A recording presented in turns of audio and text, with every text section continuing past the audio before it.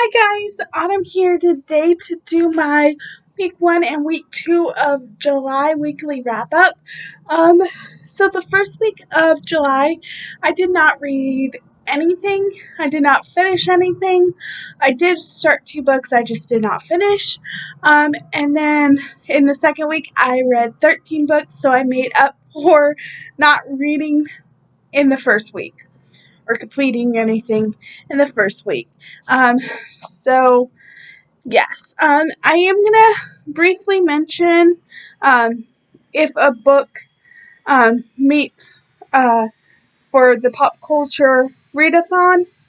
But at the end of the month, I will do a wrap up, showing you all of the bingo boards and go through all of um, the books and what they meant the challenge for and all that stuff for pop culture. So yes, sorry this video is a little late. I was gonna post it yesterday, but I had a really bad headache, so I didn't. And then I didn't post it on Sunday because I was low-key participating in Becca's Bookopoly 48 Hours. So that finished on Sunday. So yeah, sorry. I could trying to get my Goodreads um, shelf up, but I'll just go to July. Okay. So these are not really in any particular order. I'm just going to go through the ones I do not own physically. And then, yeah. So the first book I read was Wilder Girls by Rory Powers. This is the first book by Rory Powers that I read. I listened to this on audio. This is one of the books I started in the first week of July. I borrowed this from my library. Um, First book by author, I already said that. And I gave this 4 out of 5 stars. This is like a Lord of the Fly retelling, sort of, but with girls. This follows Holly and Bryant. You get a few of point of views from them, but this pretty much follows Hetty and her finding out what really is happening to all of the girls that are stranded on this island, and it's their story. I really enjoyed it. And yeah, 4 out of 5 stars. And this was the first book for pop culture I read. Then we have Southern Sunrise by Natasha Madison. This is really bad glare. I'm sorry. Let's see if I can turn down the brightness. That is book 4 in the Southern series. And so far, my favorite book in the series.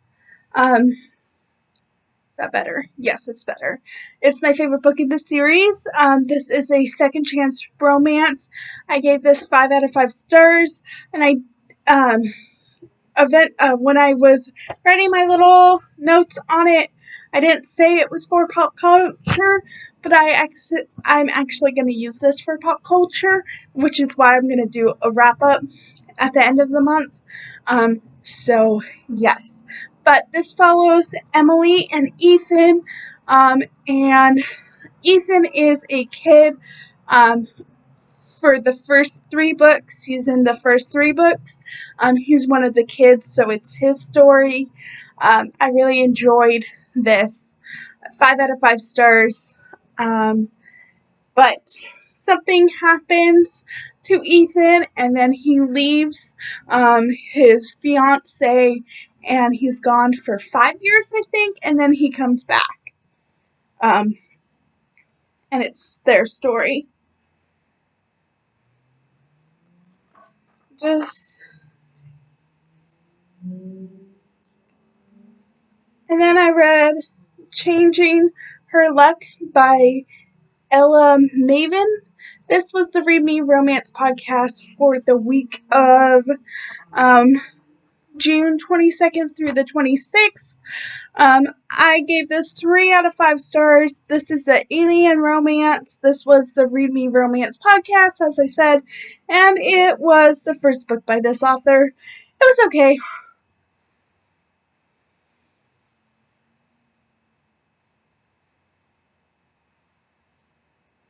And then I reread Until Trevor by Aurora Rhodes Reynolds. This is the second book in the Until series. The newest book comes out in August, so I want to reread these books. I reread Until November earlier this year, so I continued on with that. I gave this 5 out of 5 stars. This follows Trevor and Liz, and I gave it 5 out of 5 stars. I have a full series review on this if you're interested. Then I reread Until Lily by Aurora Rhodes Reynolds, book 3 in the Until series. This follows Cash and Lily. I gave this 5 out of 5 stars. And then I reread Until Nico, if it loads. Oh, well, I don't know what happened there. But Until Nico, book 4. This follows Nico and Sophia. 5 out of 5 stars.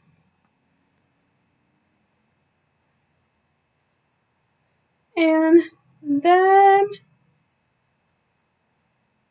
I read Lovely Neighbor by Alexa Riley.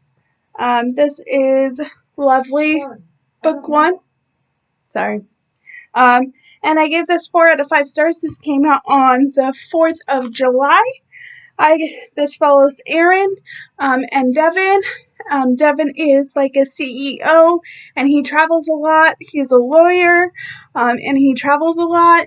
And Aaron's grandma lives across the hall from Devin, and Aaron goes to visit her one day, and her grandma says she's getting her guest room fixed up so she can't sleep there, so she has the key to Devin's apartment because she house sits and dog sits. Pretty sure he has a dog. She has a dog. I don't know. One of them has a dog. Anyways, they she goes over and spends the night at his house, and then the next morning he's back and he's like, who stayed in my house? It smells so good, and it's like instant love, like Alexa Riley does. Again, I use this for pop culture. Sorry, I keep saying it and my Alexa keeps going off. 4 out of 5 stars. Then I listened to Lovely Baker, which is the Read Me Romance podcast for the week of the 6th through the 10th. I gave this 4 out of 5 stars, and this follows Jenna and Reed, who you meet in Lovely Neighbor. Jenna is Aaron's friend. Jenna owns a bakery or works at a bakery, and Reed, I think, is actually the owner, so Jenna doesn't own it, but she just works at the bakery, and she takes care of her little brother. She just considers him as a son, and it's their story. I gave this 4 out of 5 stars. It's really cute. And well, I think that's almost all, except the last one, and then the rest I own. I read The Wrist by Elle Kennedy. I gave this 3 out of 5 stars. This follows Brenna and Jake. This is book 2 in the Briar U series. I read this for Sun Pack of Romanceopoly New View. And this was book 2 for Becca's Bookopoly, the Samantha Challenge of viewer recommended and contemporary romance.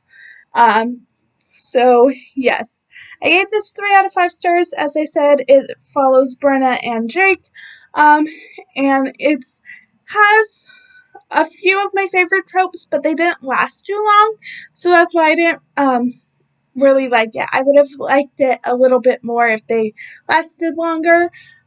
This is also like an enemies to lovers, which is not my favorite, but yeah, it does have the fake dating trope, but it didn't really last that long. And I listened to this on audio, and those are all of the books I read that I don't own physically. Now, let's get to the physical books. I read With the Fire on High by Elizabeth S. Versito. I listened to this on audio. I borrowed it from my library. Really good audiobook. She narrates it. The author narrates it. I gave this 4 out of 5 stars. This follows Amadi, who is a teen mom, and she's still a senior, and she really likes cooking, and it's her story of trying to be a teen mom and going through school and deciding what she wants to do. First book by the author, and second book for pop culture on here, but really, really good. 4 out of 5 stars. And then I read Get a Life, Chloe Brown by Talia Hibbert. This is book 1 in the Brown Sisters series. I gave this 4 out of 5 stars. Was the first book by the author and the third book for pop culture. Readathon. This follows Chloe and Rufford. Chloe she had a near-death experience. She almost got hit by a car, and she decided she doesn't have a life, so she wrote a Get a Life list, and one of those things was to move out of her parents' house, and then she meets Redford, or Red, who is the something superintendent or something like that, in the apartment building, and it's their story. I gave it 4 out of 5 stars. I think I would have liked this a little bit better if I listened to it on audio. It was just a little slow for me to get into, so yes. I think I would have liked this a little bit better if I listened to it on audio, so I'm going to take a hint, Danny Brown on audio and listen to that. But I still enjoyed it. Then we have The Poet X by Elizabeth Versiti. I know I say that name different every time, sorry. And this meant for pop culture, also for Beccazopoly. I did this as my chance card. So yes, I gave this 4 out of 5 stars. Listen to this on audio. Also, she narrates it. The author narrates it, so really good. Quick book.